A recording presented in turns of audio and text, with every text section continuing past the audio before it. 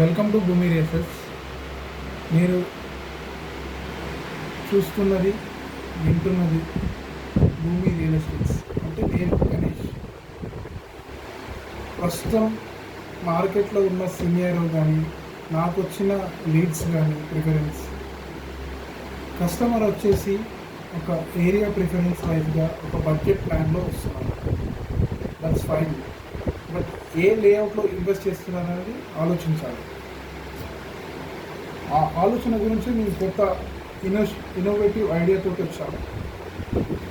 ఇప్పుడున్న మూమెంట్లో మీరు డిటిసిపి అండ్ హెచ్ఎండిఏలో ప్రిఫరెన్స్ తీసుకోండి. మ్యాక్సిమం టు మ్యాక్సిమం రీసేల్ ప్లాట్స్కి ప్రిఫరెన్స్ ఇవ్వండి. ఎందుకంటే అమ్మే దాంట్లో కొంచెం ఈజీగా ప్రిఫరెన్స్ కస్టమర్స్కి నెగోషియేట్ చేయడంలో కానీ ఏదైనా కానీ క్లియరెన్స్ ఉంటుంది. అదే మీరు కంపెనీ ప్లాట్స్లో ఇన్వెస్ట్ చేయాలనుకుంటే మీకు బడ్జెట్ హెవీగా అయిపోతుంది. సో రీసేల్ ప్లాట్స్కి ప్రిఫరెన్స్ ఇచ్చి కంప్లీట్ చేసుకోవాలి. నెగోషియేషన్కి ఒక వేలో వెళ్ళండి. వాళ్ళు 15,000 చెప్తున్నారంటే మీరు 10,000 12,000 ఆశించి వెళ్తారు. రియల్ ఎస్టేట్లో కామన్, నెగోషియేషన్కి కామన్. సో మీరు ఇప్పుడు